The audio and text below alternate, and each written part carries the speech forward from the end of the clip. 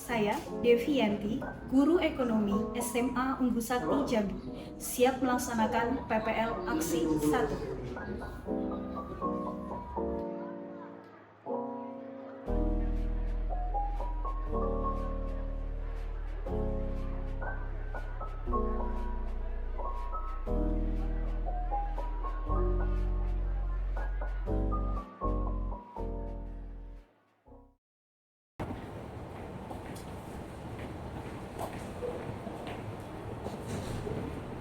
Selamat pagi semuanya. Selamat pagi, Bu.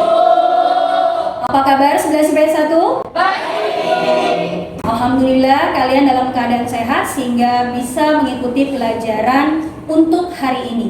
Oke, sebelum kita mengikuti dan menjalankan pelajaran hari ini, coba kalian cek dulu kerapian keseragaman kalian dan juga kebersihan kelas kalian. Kalau sudah rapi dan kalian kalau sudah bersih, baru kita bisa memulai pelajaran. Sudah terkondisi? Oke, baik.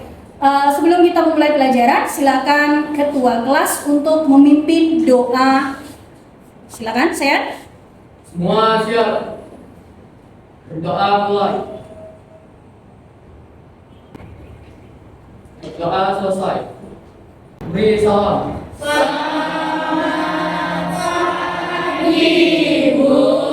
Selamat pagi semuanya anak-anak ibu. Hari ini sekretaris Stella, siapa yang tidak hadir? Ada 2 orang, Bu. Ada 2 orang, siapa nak? Yang pertama di Anggara itu sakit utamanya, yang kedua itu ada gangguan ibu. Oh oke, jadi ada 2 teman kita ya yang tidak hadir, yang sakit kita doakan agar cepat sembuh ya dan kembali bisa bergabung dengan kita belajar seperti biasanya. Oke, nah sebelum kita memulai pelajaran hari ini, ada yang ingat nggak di pertemuan sebelumnya kita sudah mempelajari tentang apa IPS 1? Iya, jenis-jenis tenaga kerja dan juga ada bab pertumbuhan dan pembangunan ekonomi. Nah, sekarang Ibu mau tanya nih, ada yang tahu nggak nih hubungan pertumbuhan dan pembangunan ekonomi dengan konsep ketenaga kerjaan? Silakan Viola. Jika kualitas tenaga kerja yang baik, maka perekonomian satu negara akan juga membaik karena produksi dan pendapatannya semakin bertambah, dan dengan tenaga kerja yang berkualitas maka angka pengangguran akan semakin berkurang yang menunjukkan kesejahteraan dalam suatu negara tersebut semakin membaik dan pembangunan ekonominya semakin merata. Bagus sekali. Beri aplaus dulu untuk teman-teman. Jadi bisa kita simpulkan ya, ternyata ada hubungannya. Berarti ketenaga kerjaan atau tingkat produktivitas tenaga kerja itu adalah salah satu bentuk tolak ukur. Iya, tolak ukur dari pertumbuhan dan pembangunan ekonomi yang meningkat ya, dan nantinya akan bermuara kepada kesejahteraan masyarakat. Oke, bagus sekali 11 IPS 1. Oke, sebelum kita belajar, Ibu ada video motivasi yang terkait dengan pembahasan materi kita hari ini. Coba kalian saksikan terlebih dahulu ya, nak. Kalau kamu cuma mau melakukan hal yang mudah, maka hidup kamu akan susah. Dan kadang-kadang saya suka marah gitu kalau bisa sama anak muda yang udah lulus gitu, terus dia itu nganggur, bukan karena dia nggak dapat kerjaan ya, tapi karena dia milih-milih pekerjaan dan dia bilang ini nggak sesuai dengan passion saya. Menurut saya itu tidak bertanggung jawab. Oke, siapa yang setuju dengan video motivasi ini? Kenapa? Kenapa? Menurut saya sendiri karena kita tuh bekerja ya tidak harus sesuai dengan passion yang kita ambil atau mata kuliah yang kita ambil sebelumnya, tapi ketika kita bisa mendapatkan lapangan pekerjaan tersebut.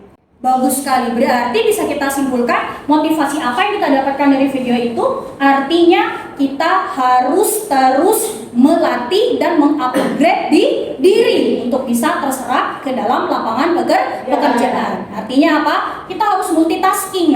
Artinya kita tidak boleh hanya memiliki satu keterampilan saja, tapi cobalah kalian gali keterampilan apa saja yang kalian punya sehingga nanti keterampilan itulah yang akan menopang kehidupan kalian. Oke? Paham?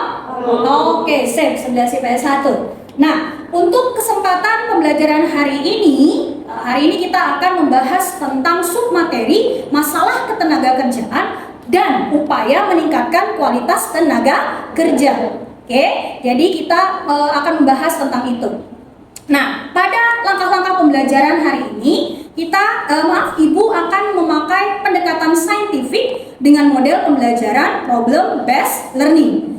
Jadi kalau nanti langkah-langkah yang bakalan kalian bisa kerjakan ini salah satunya adalah untuk mendapatkan tujuan pembelajaran yang akan dicapai ya. Tujuan pembelajaran yang akan kalian capai untuk hari ini adalah, bisa kalian lihat, yang pertama kalian bisa menganalisis apa saja sih masalah ketenaga kerjaan itu saja apa di Indonesia ya. Yang kedua, menganalisis upaya meningkatkan kualitas tenaga kerja. Dan yang ketiga, menyimpulkan apa saja yang termasuk masalah ketenaga kerjaan dan upaya meningkatkan kualitas tenaga kerja. Dan yang keempat, menyajikan hasil analisis masalah ketenaga kerjaan dan upaya meningkatkan kualitas tenaga kerja. Nah, tujuan pembelajaran ini bisa kalian capai nanti Ibu akan ramu dengan model pembelajaran apa tadi? Problem based learning. Di mana nanti kalian akan Ibu suguhkan suatu masalah, lalu di dalam masalah itu kalian menemukan suatu konsep, lalu menyajikan dengan cara presentasi. Ingat, di dalam kelompok kalian akan berkolaborasi satu dengan yang lainnya untuk menemukan masalah dan mempresentasikan. Paham sampai di sini langkah-langkah pembelajaran yang akan kita lalui hari ini ya?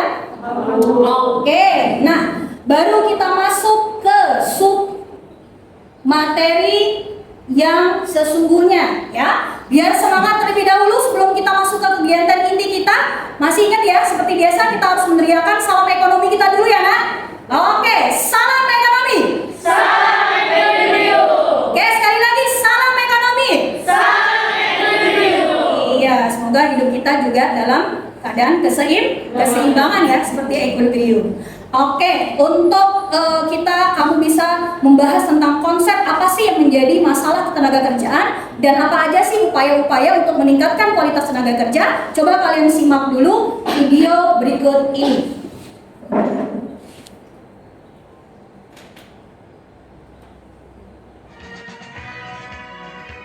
Para buruh yang tergabung dalam Gabungan Serikat Buruh Independen atau GSBI lakukan aksi demonstrasi dan mogok kerja di depan perusahaan tempat mereka bekerja di PT. Sudah kalian amati video tersebut? Coba Ibu mau tanya nih, apa masalah yang kalian temukan pada pengamatan kalian di video yang barusan Ibu tayangkan? Adakah kaitannya dengan masalah-masalah ketenaga kerjaan yang kalian temui di Indonesia? Siapa yang bisa? Bagus, silakan Patricia. Di video tersebut menunjukkan bahwa karyawan di perusahaan tersebut melakukan mogok kerja. Mogok kerja sendiri itu sebagai aspirasi mereka untuk menyuarakan bahwa mereka tidak setuju terhadap kebijakan yang perusahaan lakukan, seperti PHK sepihak.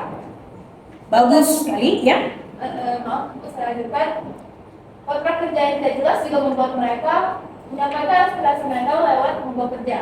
Sudah didiskusikan, tetapi perusahaan tetap mengabaikan suara yang mereka telah sampaikan ke perusahaan. Jadi di sini masalah yang didapat yaitu perlindungan tenaga kerja yang kurang maksimal dari pemerintah. Iya, itu merupakan salah satu masalah ketenaga kerjaan yang kita bisa temui di Indo. Bagus sekali Patricia. Ada lagi yang mau berpendapat mengenai video tersebut? Saya Bu. Oke, silakan Stella. Jadi benar sekali yang dikatakan oleh Patricia. Saya juga ingin menambahkan bahwa aksi mogok kerja yang dilakukan oleh para pekerja dan buruh itu juga disebabkan oleh masalah ketenaga kerjaan lainnya seperti upah. Ya. Itu biasanya seperti karena upah yang terlalu rendah hingga lebih rendah dari standar UMR atau UMK, adanya pemotongan upah sepihak atau penurunan upah, serta pemberian upah yang telat. Jadi itulah yang menyebabkan aksi mogok kerja. Iya, bagus sekali. Beri aplaus dulu untuk Patricia dan Stella. Ya. Oke, bagus sekali ya. Kalau berdasarkan video tentang mogok kerja di Jawa Barat ini, kalau kita kaitkan dengan masalah ketenaga kerjaan yang bisa kita temui di Indonesia itu, salah satunya adalah apa tadi? Minimnya masalah perlindungan kerja. Oke, selanjutnya kita akan membentuk suatu kelompok. Kelompoknya yang kemarin ya, minggu kemarin yang sudah ibu bagikan. Oke, silakan kalian duduk per kelompok.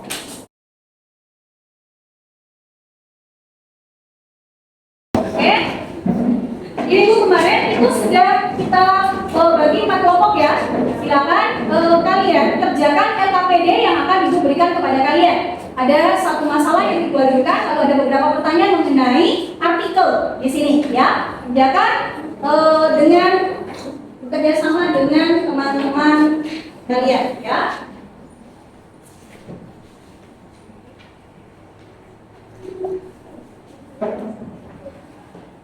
Oke, perhatikan pada pengisian LKPD ya, kalian boleh mencari sumber referensi dari buku, modul, lalu juga boleh dari internet atau juga dari video YouTube, boleh, silakan ya. Oke, penilaiannya ada 3 ya, ada penilaian sikap, tertulis, dan juga ada penilaian keterampilan. Nanti ada presentasinya. Ibu kasih waktu sekitar 2-3 menit untuk kalian mencari permasalahan yang ada di artikel tersebut. Ayo, silakan.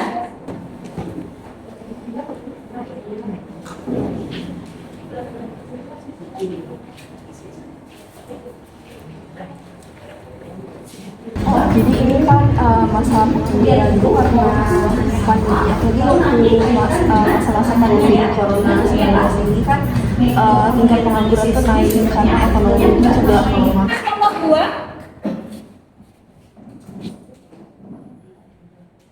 Dari artikel ini adalah masalah tenaga kerjaan yang terlihat dari artikel tersebut adalah dari pekerjaan shifting ke pekerjaan informal. Masyarakat yang terkena pemutusan hubungan kerja atau PHK akibat pandemi berupaya mencari pendapatan di bidang informal seperti bidang perdagangan, pertanian, ataupun bidang informal lainnya. Ya. Oke, itu saja ya. Oke, ada yang mau tanya nggak dengan kelompok 2? Ada yang mau tanya dengan kelompok 2? Silakan, Riri. Tanya saya kelompok 2, apakah kelompok adanya shifting pekerja informal ada kaitannya dengan rendahnya pendidikan dan keterampilan tenaga kerja tersebut? Terima kasih. Silakan kelompok 2. Menurut kelompok kami ada hubungannya. Yang kita ketahui, sektor informal lebih banyak mengarah pada skala usaha yang lebih kecil. Kegiatan usahanya itu lebih sederhana dan hasilnya umumnya itu rendah, seperti PKL, tukang beca, penjaga warung, serta usaha-usaha rumah tangga lainnya. Di bidang sektor informal itu tidak memerlukan tingkat pendidikan formal yang terlalu tinggi. Di Indonesia terdapat 67% warga negara Indonesia yang bekerja pada sektor informal tanpa kepastian perlindungan dan pendapatan.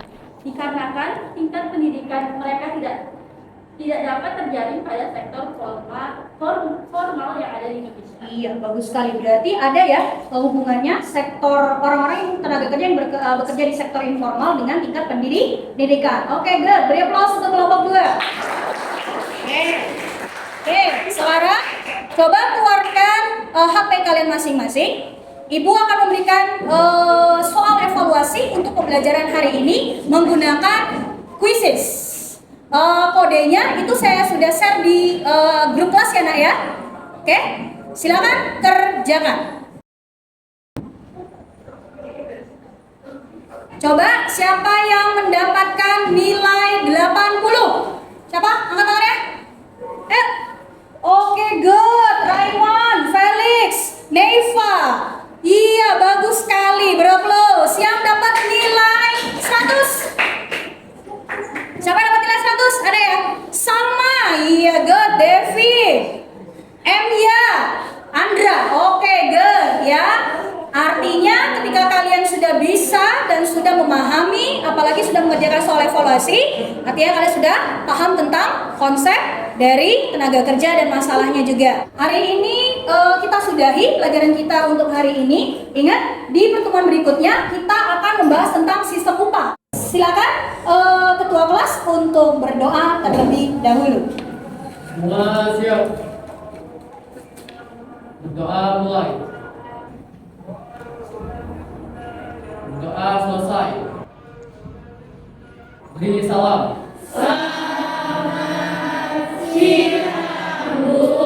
Selamat siang, sampai jumpa di pertemuan berikutnya. Salam ekonomi.